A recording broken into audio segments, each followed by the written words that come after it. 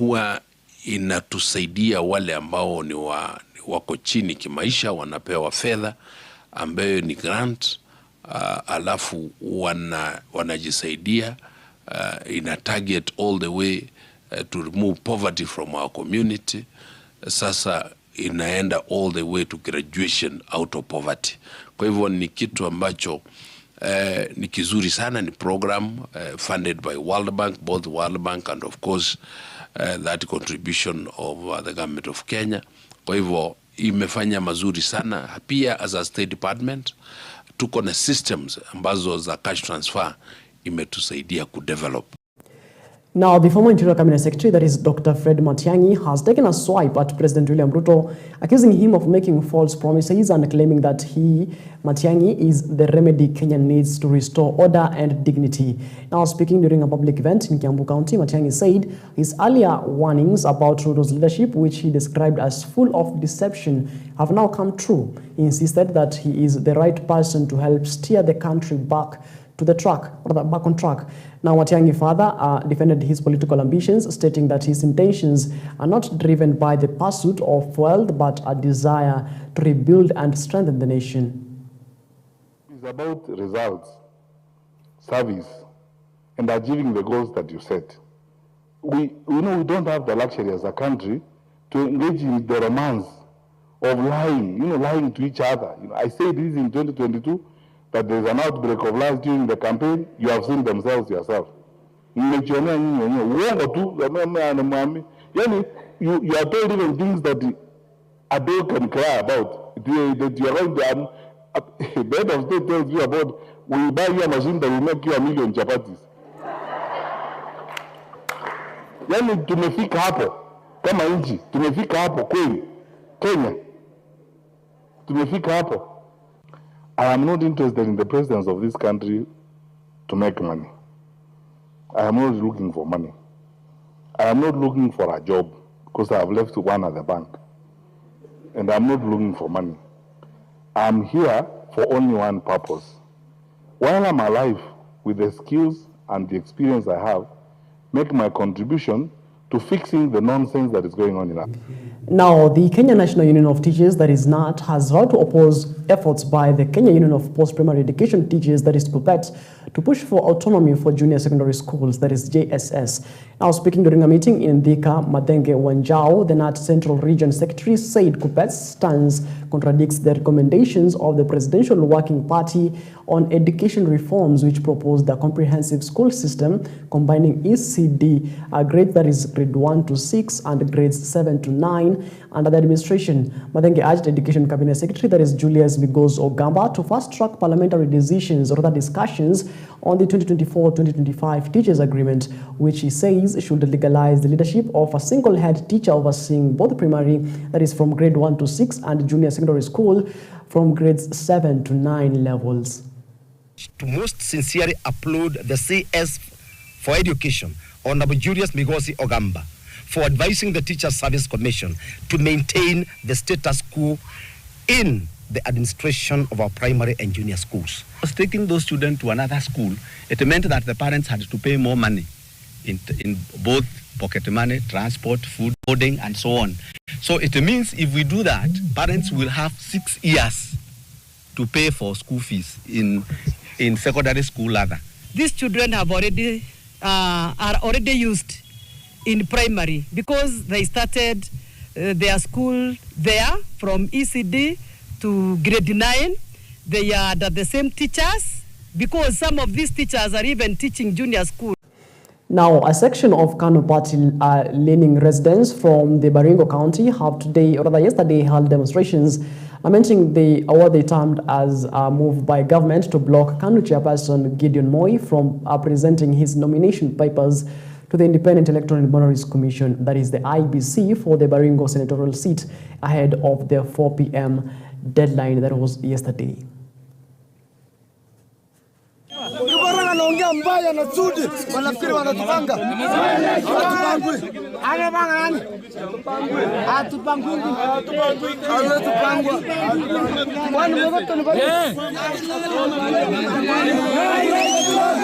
We need peace, we need calm, we need tranquility in order to facilitate citizens to exercise their constitutional rights and to vote freely without any harassment, without intimidation, without violence, and without improper influence or bribery.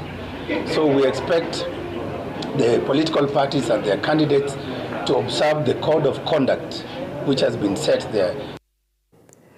All right, moving on to Siaya County, nurses are demanding compensation and justice for a colleague who was injured during a peaceful protest. Now, the demonstrations was aimed at pressuring the county government to honor previously signed agreements.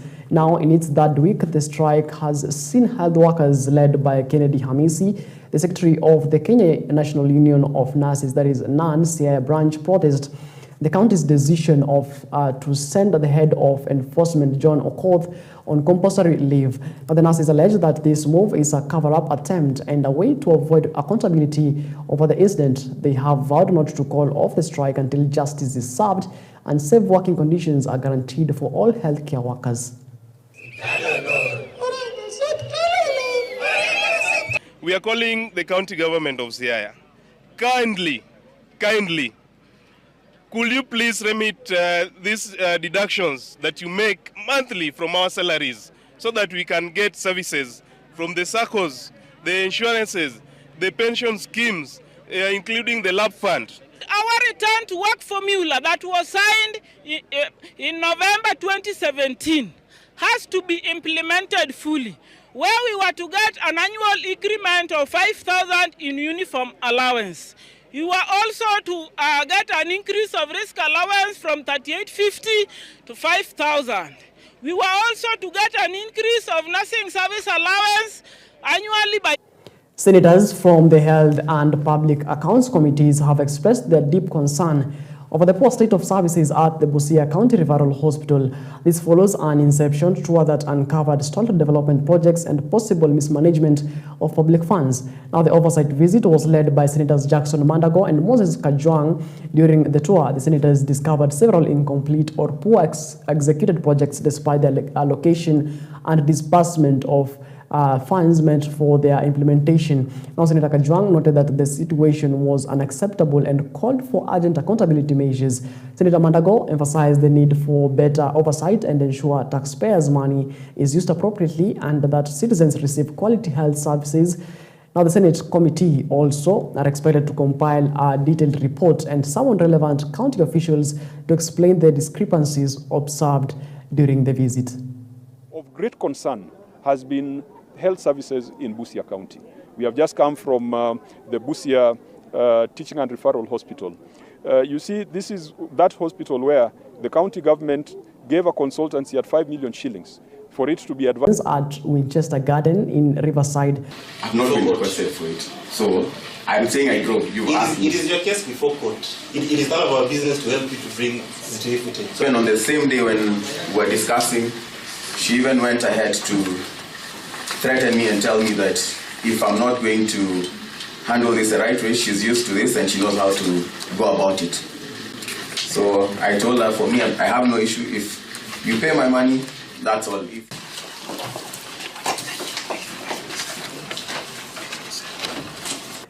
Now, the National Youth Service, that is NYS, has launched a nationwide project to construct conference halls at its offices across the country. The initiative is aimed at attracting event organizers to host various functions within these facilities. And according to Jane Imbunya, the Secretary of NYS, the project is intended to generate additional revenue by renting out halls for meetings and events rather than relying on court-ordered funding or external sources. Now, the construction is being carried out by NYS Youth, offering them both employment and practical experience in construction and project management. Are directly linked to institutional performance and sustainability.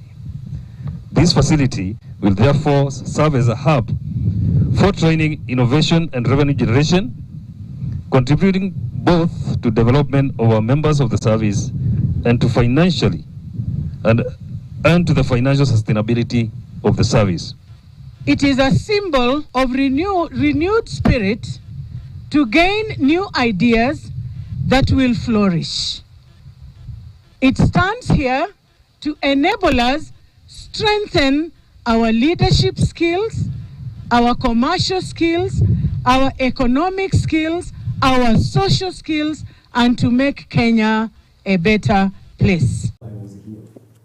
All right, now the CIC Insurance Group has unveiled the CIC Global Balance Special Fund, a dollar-dominated collective investment scheme that marks its entry into the global investment scene. The product will give Kenyan investors access to diverse portfolio for both domestic and offshore asset investments, among them protecting investors from major market fluctuations by spreading investments across a diverse mix of assets, aiming for returns through risk management. We launched this fund at a time where there is rising demand for diversified offshore investments. The CMA reports that collective investment schemes assets have crossed the over 500 billion mark, with a growing appetite for foreign currency and offshore funds. So what we're launching today is essentially what we're calling a multi-asset and multi-strategy fund. What does that mean? Multi-asset in that we will have investments in offshore stocks like S&P 500, like European stocks, emerging market stocks. We also have investments in emerging market bonds, alternative assets, all in there. And multi-strategy in the sense that we will attack the theme of the day, the investment theme of the day. Now, a family in Samburu is still seeking justice following the murder of their son earlier this year. The situation has taken a disturbing turn, with the family now claiming that they have been receiving repeated threats from unknown individuals, raising serious concerns over their safety. Margaret Ledunda, the mother of the young man who was shot dead in Ngano village, says the threats constantly remind her of her son's painful death and have left her in a state of fear and trauma. Other family members say they are also frightened that they are considering fleeing their home to seek safety elsewhere. The family is now calling on security agencies to take urgent action and arrest the suspects who are reportedly still at large. They say justice has been delayed for far too long, and it's time for those responsible to be held accountable so that the family can finally find peace and closure. Wakoroga kuja kamuua yeye. Mimi kasikia risasi nikatoka kwa nyumba nikaambia nini, akanishika kwa mlango hapa akaniambia, hakuongea hata, akanishika tu na akaweka nduru tatu na akaniambia mama mimi nimeenda. Hivyo tu na mtoto wangu akiwa watu kwa sababu wanasarudi tena kuja kunifanyia kitendo kama hiyo. Sababu wananipigianga hata simu na private number na siwajui hao watu ni watu gani. Na hao watu nasikia hata hajashikwa watu wote. Sasa mimi nahofia maisha yangu sababu hiyo watu wanaweza rudi tena kunifanyia kitendo kama hiyo. Mama inalia sasa shauri ya hii watu. Hii watu anasumbua yeye kila siku masimu, hata anakuja tu kuzunguka hapo nje. Sasa mama karibu kuenda kabisa. Sisi ndio nasoea yeye. Police have launched an investigation following a deadly night attack at Kibingei Coffee Factory in Kimilili constituency, which left one security guard dead and another seriously injured. And according to reports, unknown assailants are said to have stolen approximately 15 bags of coffee before fleeing the scene. Residents and local farmers have strongly condemned the incident, expressing growing fear over rising cases of insecurity in the wider Kimilili area. Now, Kimilili Location Chief Mr. Simon Juma confirmed that manhunt operations have begun to track down the suspect and ensure that justice is served for the victims. Tusi wameingia hapa chenjeni wakaiva kahawa. Kila mahali sasa kahawa yote inatolewa hapa inaenda Uganda. Na kwa boundary tuko na askari. Wanatoa hii kahawa inaenda Uganda, kwa nini na askari wa Kenya hapana wesa simamia hii mambo? Naishi hapa kwa barabara, soko iko hapa kwa barabara karibu na hii factory. Masaa ya saa 6, saa 7, saa 8. Pikipiki zinakimbia kwa hii barabara. Magari inapita kwa hii barabara, marori. Ukielezea hata polisi nimewahi peleka huko report. Hakuna security, hakuna patrol. Ani hiyo kitendo. Ikiwa kuna mtu ambao pengine anafanya mambo kama hayo, atakana alaaniwe kabisa. Fika kwa site na nikaitisha wenzangu ambao pia tunafanya nao. Tukaitisha pia usaidizi kutoka Bungoma County kwa maofisa ambao ni wa scene of crime, wamesecure hiyo area, wanaendelea na uchunguzi.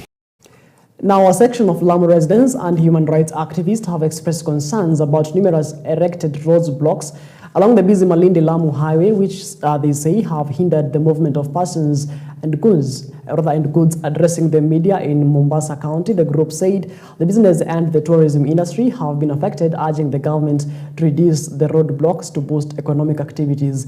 The government introduced more roadblocks along the highway to deal with the rampant insecurity cases, which they were accused by the Al-Shabaab militants. Pale Sabaki kuna roadblock, ukenda Menjila kuna roadblock, ukenda Mpeketoni kuna roadblock, ukenda Hinti kuna roadblock, ukenda kila pahala ni roadblock, watu washuka na mabegi. Sasa Al-Shabaab wako kwenye abiria. Iwapo mwanamke mjamzito ameshikwa na uchungu na hali yake haiwezi kushughulikiwa Lamu King Fahad Hospital, ni lazima atolewe Lamu apelekwe Malindi. Lakini kwa ajili ya kafyu kama hii inamzuia mwanamke kama yule kupata utibabu mwafaka ambao unastahiki kwake yeye. Vile vile pia tunaona kwamba hii hali ya uchumi haiathiri wavuvi tu, lakini vile vile inaathiri wale wanawake pia ambao wanafanya biashara kupikia madereva, wale wanawake ambao wanafanya biashara ambao wako na hoteli, wale watu ambao wako pale kuweza kungojea mabasi yaje waweze kufanya uchukuzi. We therefore protest in the strongest terms possible this unjust and prolonged measure which amounts to collective punishment of law-abiding citizens rather than a targeted security intervention. We respectfully urge your office to lift this restriction and restore free and hindered movement along the Lamu Highway without harassment or intimidation by... Now, a section of youth in Msambweni, Kwale County have abandoned criminal activities and pledged to engage in development initiatives.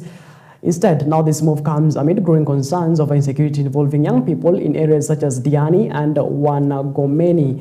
Kwale Governor Fatuma Achani has encouraged the youth to stay away from crime and instead seek alternative lawful ways to earn a living and build a better future for themselves. She urged them to take advantage of available empowerment programs and embrace a positive mindset for both personal growth and community development. Wana video vyao ambavyo wanalia. Kuna wengi ambao wamejitoa katika masuala ya uhalifu, wameanza kureform, lakini kila wakati wanaangaishwa, wanapata dhiki. Kuna wenzao kutoka sehemu nyingine wakaja wakafanya uhalifu ndani ya Diani na Ukunda, lakini lawama linawagia wao. Sasa wao hawataingia kwa uhalifu tena, wameingia kwa upande wa serikali. Tufanye kazi pamoja na tusaidiane. Now that you have reformed, ishi maisha ya normal person. A normal person ni yule mtu akiona uhalifu ikifanyika ikitendeka mahali ama ikipangwa kufanyika, wewe mwenyewe unakataa. Kama wenyewe unawakataza, kama wanaona kama mpaka watekeleze, una report. Ni kwetu kwanza, maana kiongozi anaanza na kwa nyumbani. Tuangalie wale vijana ambao wanaharibu ama wako na zile tabia, labda tuseme wale watu wanaokatakata vipanga ama wana zile tabia. Je, tuweza tumia njia gani tuwasaidie mpaka pale mahali? Alright, it is exactly 29 minutes past the top of the hour. Taking a short breather here on The Drift, but we'll be back in just a bit. Don't go too far.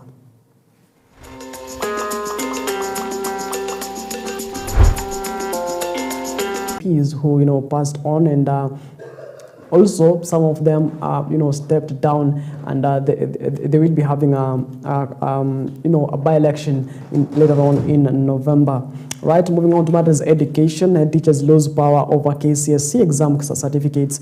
Now faced with rising complaints by parents and students about schools withholding exam certificates until fees arrears are paid or other clearance conditions are met, the government will now send the documents to the sub-county offices from where students will collect them effectively by passing the principles. That's on page 5. Matters education on the Daily Nation. Moving on to matters trade, push for visa-free Africa Stars Commerce Summit. Now, President William Ruto has pledged to spearhead the removal of visas by African nations and resolve conflicts plaguing the continent as he assumed leadership in the regional bloc. That's a story, of course, on page 6 of the Daily Nation. Also, Corridors of Justice, Mackenzie helped me to stop stealing. That's a woman there praises a preacher accused of being behind over 400 deaths. Now, should officers from the Director of Criminal Investigations, that is the DCI, start attending court hearings, or perhaps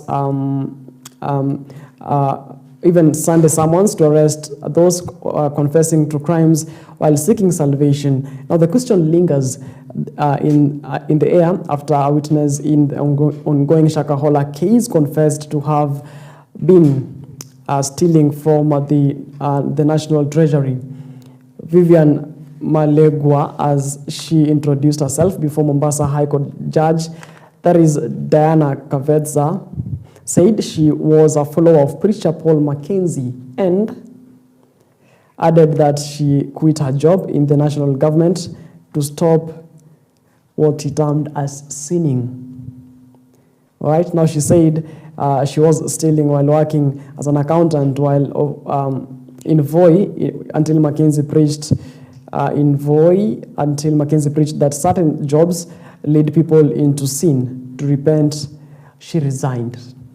Now, while making the revelations that stand the courtroom, she appeared at peace with her decision, testifying that her decision, her conscience could no longer bear the burden of being a thief after a powerful sermon by the preacher. Right? That's what's up on matters Corridors of Justice. And of course, we remember that Paul Mackenzie is alleged to have being behind the 400 deaths in Shakahola, which people term as a cult. Right? Moving on, other stories making headlines on the Daily Nation. Long wait, mother's agony as son vanishes in Uganda. Now, every morning, precisely at 6 a.m., Rosalino Chieng sits by the window of her modest home in Seme, Kisumu County, clenching a rosary, her eyes fixed on the gates, hoping that one day his son will come back. It has been a week since her son, Nicholas Oyo, vanished in Uganda. The wait is consuming her. Now, the son is a human rights advocate and the Secretary General of the Free Kenya Movement, a pressure group. Ochieng was abducted on Wednesday last week in Kampala, along with there is his colleague, that is Bob Njagi, who is also an activist. Now, reports have it that the two were accosted by armed men who forced them into a van. They had stopped at a petrol station in Kireka, Kampala. Since then, there has been no call, no message, no official communication on their whereabouts. Right? We hope that, they'll be found alive. Now, a county official who took his life under probe, now a Nairobi County law enforcement officer who plunged to his death from the 6th floor of City Hall Annex in May was under investigations for extortion. The county assembly has revealed. Now, new documents tabled before the assembly show Oscar Mungai Kanyi was not supposed to be on duty on the fateful day, as he was on official leave and was expected to report back to work on June 10th. Now, but on May 31st, he appeared in full uniform along the Kimathi Street near Nation Center, an area synonymous with complaints of harassment and extortion by the county inspectorate officers. It is then when he was arrested. And according to the records presented before the County Assembly's Justice and Legal Affairs Committee, Chair of Mugumoini MCA, that is Gerald Akama, Mr. Mungai had been spotted alongside a member of the public identified as Joseph Mushiri, and were allegedly soliciting bribes from motorists. Right, and I don't know what's your take on this. Is it a tragic death or is it foul play? Right, send us your thoughts on the raw SMS line 23059. Now let's take a look on what's making headlines on the Standard newspaper dated today, the 10th day of October 2025. Now, top story on the Standard newspaper says university crisis Now, missed lectures, cancelled graduations, and the mounting cost. The pain of lecturers' strike now in its fourth week is biting deep across Kenya's public universities. As classrooms stay shut and the standoff of over 7.9 billion grants on more and 500,000 students are staring at this disrupted studies, depleted loans, and fading dreams of timely graduation. That's on page 7 and 6 matters education. And you remember that the university lecturers, of course, and staff also joined the strike. Also, students warning that if the settlement will, if the settlement won't come to a halt, they will also join the protest. Of course, now in its fourth week, the universities remains in stalemate. No learning is continuing in public universities across the country. And of course, there are pictures there of lecturers holding placards right there, of course, and there are several universities gates pictures depicted there, and there is a picture there of a university in Njoro. There's a picture there of JKUAT, that is the Jomo Kenyatta University of Agriculture and Technology. Also, there is university there, that is Moi University. Right? Moving on to other matters, other stories making headlines on the Standard newspaper. The Gachagua ally now cast doubt on IEBC voter kits. Now, fresh doubts have emerged over the credibility of Kenya's voter registration exercise after governance expert Peter Mbai raised alarm about the integrity of the new KEMIS kits, warning of potential data manipulation, of exclusion and surveillance risks. That's on page 8. On matters opposition and the IEBC, all right? Ruto's protest victims panel faces legal challenge from rights body. That's a story on page 2 also of, the protest victims seeking, compensation and justice. And woman admits buying child for 30,500. Boy reunites with mom. That matters, corridors of justice. And how can you, trade your kin for 30,500 shillings? Right? Quite a sad state to be in the country right now. All right, it is exactly 42 minutes past the top of the hour. We'll take another short breather here on the drift, up to speed now with those making headlines from across the 47 counties and what you're waking up to this morning as far as the dailies are concerned. We're taking a short breather here on the drift, but when you come back, we're having a conversation with Mr. and Miss Kangemi. You don't want to miss that particular conversation that's coming to you after the break. Don't go too far.